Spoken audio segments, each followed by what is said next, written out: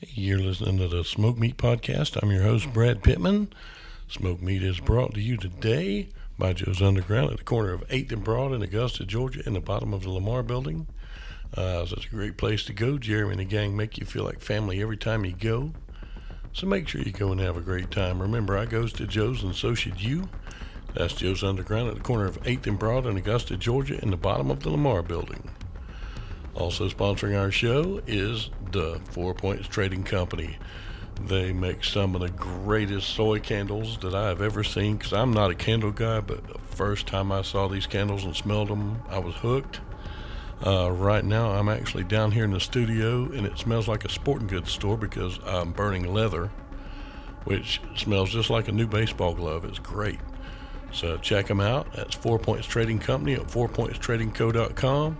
You can put in the promo code Smoked Meat, and you'll get 10% off. That way they know I sent you. And we've also got another sponsor now for the Smoked Meat Podcast. It's WW Restaurant Equipment in Thompson, Georgia. Call Blake. Great guy. I've known Blake for 40 years. One of my best friends. Man, he's got so much great stuff there. If you're a hunter, he's got everything you need to process your game. You don't need to pay nobody to do that. Get your own stuff. Have fun. Do what you want to with it. He's got cubers. He's got grinders. You name it, he's got it. And he can get it to you a pretty good price, too. Thanksgiving's coming up. He has got so many different turkey fryers and pots and baskets, and you name it. Man, if you can't cook a turkey from this joint, you don't need to be cooking a turkey. You can get ice machines. You can get everything from small wares all the way up to a whole restaurant.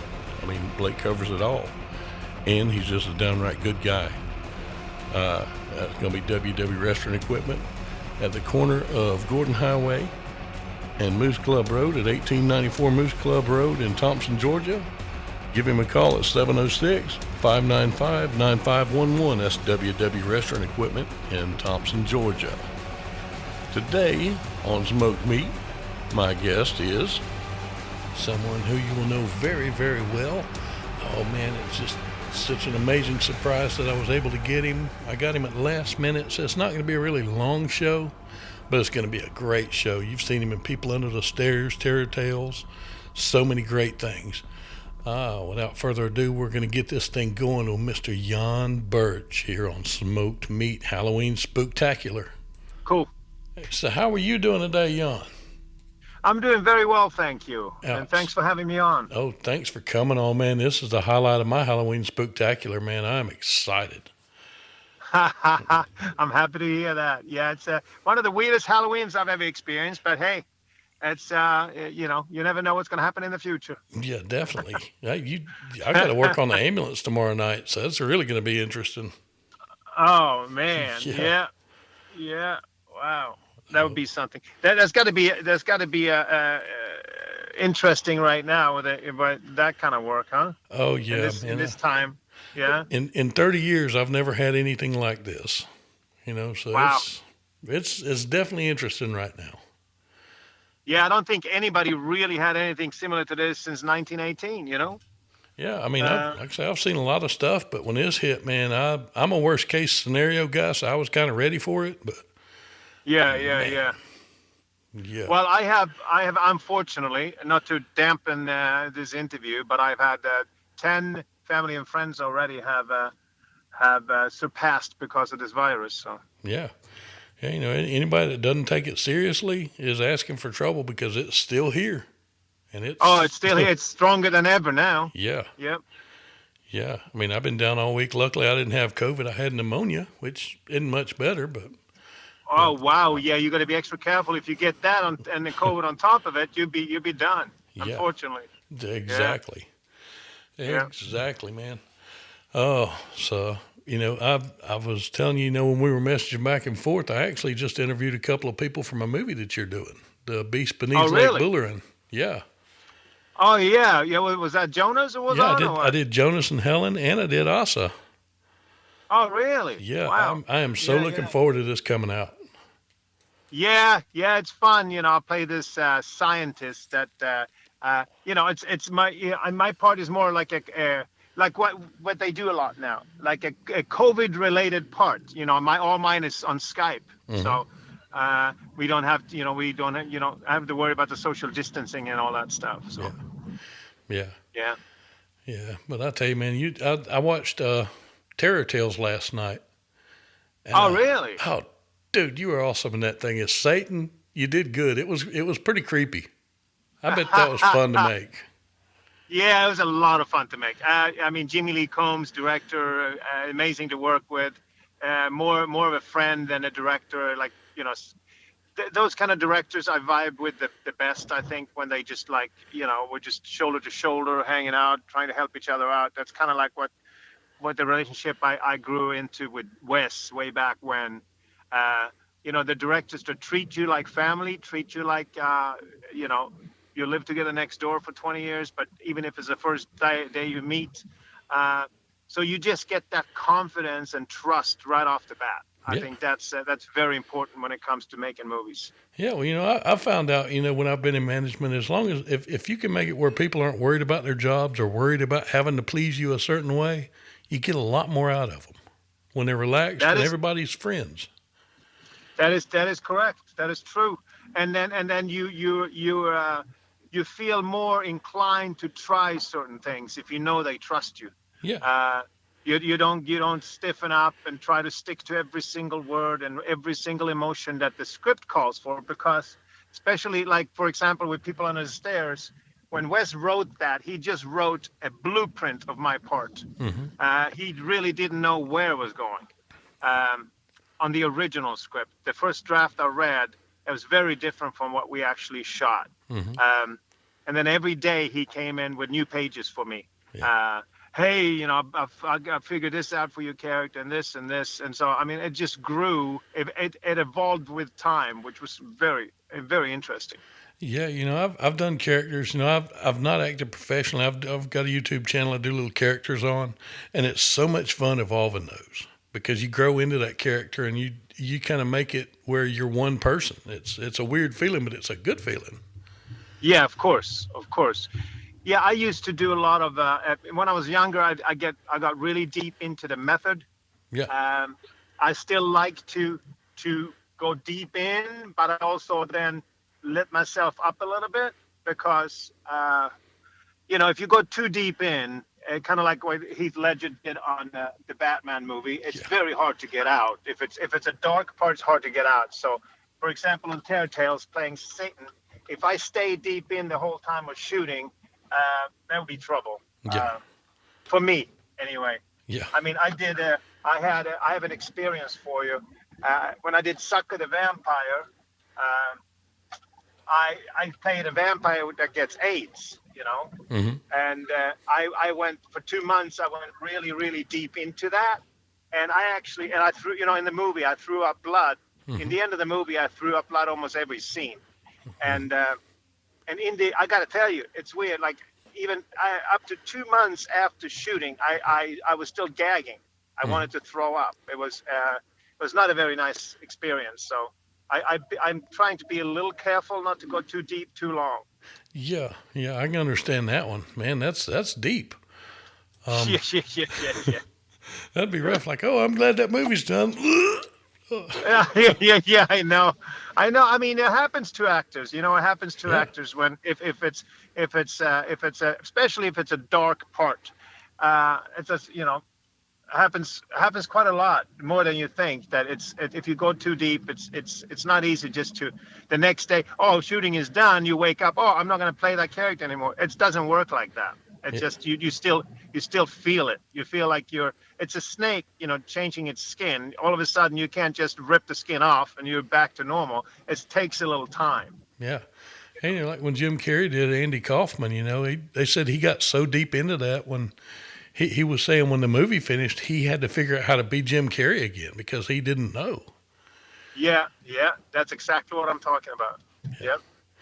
Yeah. So I mean that's. And it's awesome. People think acting is an easy thing to do. They think, okay, yeah, you memorize some lines. No, there's a lot to it, a lot more to it than that. Hell, I can memorize lines, but it doesn't make me a great actor. No, of course not. And of course not. You gotta live it. You gotta feel it. You gotta breathe it. And then, and then it's like I said again. Then it's all, it depends very, very much on the captain of the ship. Who directs you, how he directs. Is he an actor's director? Is he an action director? Action director, you don't get much from. Mm-hmm. They know how to edit. They know how to do car explosions. They know how to do car chases, but they don't say much to actors. Yeah. I've worked with those directors too. You don't get much guidance at all. You just have to kind of, make your choice and hope it looks good. Yeah. Yeah. Well, I tell you, man, I'm glad that you do it because, like I said, the things I've seen, amazing. People Under the Stairs loved it. That was that's the one. That's the rare one that actually became a cult movie, but it was also #1 on the box office for 6 weeks. Yeah. Which is rare. To get the best of both worlds with a movie, it doesn't happen very often. Yeah. So. Yeah. I hadn't told anybody, but I've told one person that I had you, and it's a friend of mine who he's been a horror fan since I think he was a sperm. I'm not sure. But I called him. I said, dude, you'll never guess who I'm talking to today. He's like, who? I said, I got Yan Birch. He's like, no, you don't. I'm like, yeah, I do. And he had a fit. He is so excited for this one to come out. He said, man, I wish I was up there with you. I'd do it with you. I said, no, you wouldn't. You can listen in, but you could not have a mic. No. Yeah, no. Please give him my regards and happy Halloween and take stay healthy. I definitely will. Kind of wave to him there, a little shout out for sure. Yeah, outstanding. Well, so what have you got planned for Halloween? Anything big? I'll take it easy. Yeah, no, I'm going to take it easy. We're going to, most people here, I live in Brentwood, Santa Monica, in LA here on the west side. And we've been driving around a little bit at night to look at, the people are still decorating, but it's not going to be any trick-or-treaters. I think California State has, I will not allow it. You can get a ticket if you trick-or-treat this year. It's so many people in this city, and it could be a disaster if it is done wrong here. Yeah, definitely. Obviously, with all these kids and a lot of kids with this virus, they don't even if they have it and shed it, they don't even know it. There seems to be like kids sometimes don't even feel it. So, going to the wrong house with the wrong people and spreading something could be detrimental. So I'm actually glad they're holding back on stuff. Yeah. They do have some events that's planned, but I think we have here max 50 people still. So it's not going to be any big parties or anything. Yeah. And I was talking to Pat Jankowitz a while ago, and we were talking about Halloween parties, and he got invited to a few. He asked me, he said, should I go? And I said, if you decide to go, make sure it's only with people there that are filming somewhere. I said, because they've had their COVID test. I said, if someone's not filming, leave. Yeah. No, I had I shot something in July, and it was also, it might be the new norm here now for a while, but I shot this pilot for Netflix called 99 Problems with director Michael Cahill. Amazing story. But anyway, on that one, they met me. I was very hesitant because it was in mid-July, and it was still like, it's high again now, but then, we were still in lockdown, basically. They just lifted the restrictions to start filming in California. And I came to set, it was in the middle of the desert, and it was in this movie location where it's a deli and a gas station and a bar. I mean, it's all for movies, all just for shooting. I came there, and I had a coordinator meet me at my car. I didn't even leave my car. They told me where to park. Even the cars were parked 6 feet apart. Mm-hmm. And then they gave me a rapid test in the car. Yeah. And took my temperature. And then I had to wait in the car for 15, 20 minutes until the results came back. When it came back negative, then I was allowed to get out of my car, and I was escorted to my trailer. And then I had to stay in my trailer until I had to shoot. And then, when on the actual set, not even the DP or the director was on actual set. They were in a different room, and they had an enormous crane, and they shot everything with a crane. Oh man. Yeah, so there was just the actors on in that particular scene, we had masks on until it was time for action, then everybody takes the mask off. But the director was in a different room, the sound department in a different room, the DP was in a different room. But they had this gigantic crane just going around with the camera, which is a very, very interesting day or days or weeks, whatever. Yeah, like I say, that's probably the new normal. Yeah. Yeah, I mean, I felt safe, though. I felt much safer than if I would have come there and nobody's wearing a mask and everybody's hanging out. And I wouldn't have been comfortable at all because it's not worth it. It's really not worth it. Yeah. Yeah, I know exactly what you're saying. And, I wished I had some good Halloween plans, but I'm just working. So, yeah, going to be fun. We're going to be short-staffed, a full moon, and a Saturday night, and the first of the month, and Halloween all rolled into one night. That's going to be fun. Wow. Now I actually do an oath of silence every Halloween myself. If I don't have a specific party, then I push it a day before or after. It was my dad's passing and birthday is on Halloween. Oh man. Yeah. He was born and he transitioned on the same day, and it's on Halloween. So that's something that I always, for me, obviously, it's a little different than just a normal party day. So I usually do a 24-hour for silence and to celebrate his life. And I've been doing that ever since he passed every year.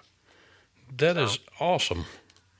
I mean, I obviously hate that, but I think it's awesome that you pay that respect to him every year. That's just amazing. Yeah, it feels good. And I feel closer to him when I do it because I feel like he knows I'm doing it. And okay, it's time to be quiet again. And you really reflect a lot. Have you ever tried being quiet for 24 hours or a little more? It's without a single. You're not supposed to even communicate. You're not supposed to text or email or anything like that. You're just supposed to be in your own thoughts, and it's quite a trip. I mean, oh man, I can't stay quiet for 24 seconds. I drive my wife and kids insane. Yeah. Oh, I'm sure they would love you to have a 24-hour section. Oh yeah. Oh, definitely. Yeah. During the COVID thing, if I come into contact with somebody that's had it, of course I'm wearing my protective gear, but I've got a big queen size air mattress, like 18 inches thick, that I'll inflate and bring down here to my studio. And I just stay down here in the basement in the studio for a couple of weeks after that. And I've been doing that all week just because of the pneumonia. But yeah. Wow. Yeah. That's about as quiet as they've had it in a while. Yeah. Oh, it's a full moon tomorrow too. Yeah, a blue moon, no less. Yeah, so you got all kinds of shit happening tomorrow night, and you're going to be working on in yeah. As a first responder, man. Yeah. Yeah, and I'm close to Atlanta, so man, it's going to suck. It is going to suck bad, but it is what it is. I've had bad nights and I've had good ones. Yeah, it's all right. One day at a time. Yeah, this one will be payback for one of the nights I actually got to go into work and go to sleep or whatever. Yeah, I'm sure you're going to be quite busy tomorrow. Oh, yeah. I've actually got to work tonight, too, so, yeah. Wow. Yeah. Well, good luck to you. Hey, I appreciate it. Everybody's going to hate me. I'm bringing my laptop to work tonight so I can finish editing the rest of my episodes, putting out tomorrow. And usually if I take my laptop to work with me, all hell breaks loose. So they're going to hate me. Yeah, that's all right. You do what you got to do, man. That's it. That's it, man. Well, one more question for you. Yeah, of course. What is your favorite horror movie of all time that you've not been in? The Shining. Oh, you're a good man. You're a good man. Yeah, man. That's my favorite horror movie of all time. I'm amazed what Stanley Kubrick was able to do, and Jack's performance was out of this world. Yeah. I mean, it's so many things about that thing that I get goosebumps just talking about it. Yeah, there's so many layers in that movie. It just, man. Oh, you can just peel it and peel it. I actually rewatched it a few times here. Last year, I was part of a book series called My Favorite Horror Movie. Mm-hmm. It's 3 books, and it's all actors and celebrities writing a segment each couple pages about their favorite horror movie. Mm-hmm. And I'm in there. You can get them on Amazon, but I think I'm in the second one. Mm-hmm. It's 3 of them, and obviously I wrote about The Shining, and I rewatched it a few times before I wrote the essay on it, and I was as happy and amazed as I was every other time I watched it, and it was actually really nice to, because I watched it in a little different way because I wanted to break it out and really get deep down in the essay. So I studied it a little different from just watching it, and it felt, after I wrote the pages, I felt like I knew the movie even better than I did before. So it still sticks out to me for sure, Yeah. 100%. I haven't seen it in a while. I think I'm going to get that tonight. I think I'm going Yeah, to get it and watch it tonight. yeah, it never gets bad. That for sure. You never get tired of that one. Yeah. I found one of my old favorite Halloween or horror 80s movies the other day.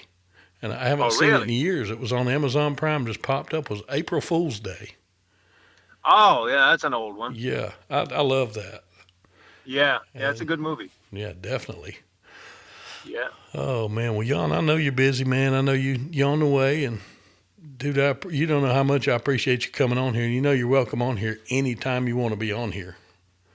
Oh, no worries, man. Yeah, yeah. I have some things coming out. Maybe we do something else right before it. And Yeah.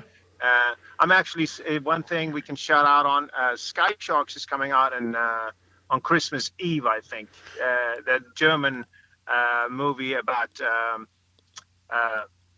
Nazi zombies on flying sharks, like Sharknado meets Walking Dead. Holy Quite a crap. movie. I will It's be quite a movie. watching that. Yeah. It's a lot of effects, though. It's a very specific way of doing filmmaking, too. That's another experience I had. This was done, it took years in post. I shot it 2015, if I remember correctly. Damn. And it's just coming out now. They shot every single act. They were shot on green screen. We never worked together. Me, Tony Todd, Naomi Grossman, Amanda Burrs, David Sheridan, Robert Lasardo. I mean, I can go on. Oh, There's man. tons of people in this movie, and none of us worked together. It's Oh, all green screen. oh, So man, that is I shot amazing. I shot 4 different scenes in 4 different circumstances and locations, but I was in the same studio the whole time. They just changed. I mean, I didn't really know why. They had to tell me, okay, now you're in your library. So they changed my clothes, and I just have to pretend like I was in a library, but it didn't look like a library because it was all green screen. Oh, oh, man. Yeah, the little bit I've played around with green screen, it is so strange doing it. Yeah, yeah, no, it looks great when it comes out, no, usually, Yeah. but shooting it was a different story, because then, like an hour later, they I had another custom change, and they said, hey, now you're in your office with on Skype talking to somebody. So I had a computer in front of me, but the rest of the room looked exactly the same as the library. So it's like, okay, so how do I get into this stuff? Damn it, man. Well, I know you just had one just come out. I know you did Amityville Harvest. Yes, I did. It just came out October 20th Yeah. with Lionsgate. Yeah. Yeah. Yeah. Nice little part in that one, playing Clyde Barrett, the cousin of the vampire, actually the gatekeeper, more or less. I'll bring the victims to my cousin. Mm-hmm. Yeah. And obviously, I'm a vampire myself because we are the same age. But I don't do most of the killing in this movie. Basically, that's I transport victims. So I had a good time. Yeah, I got to talk to Sadie some, and I've talked to Church a lot, and just Okay. the people there. I mean, y'all had such a great cast, and I bet that one was a lot of fun to shoot. Yeah, it was fun. It was fun to shoot. It was last summer. It was before all this COVID stuff, so it was more normal, more of a normal set. Yeah, yeah. Well, tell my listeners where they can find you and keep up with everything. And Oh yeah, on Instagram, Yan Birch page. Facebook is just Yan Birch on my fan page. On Twitter is just Yan Birch.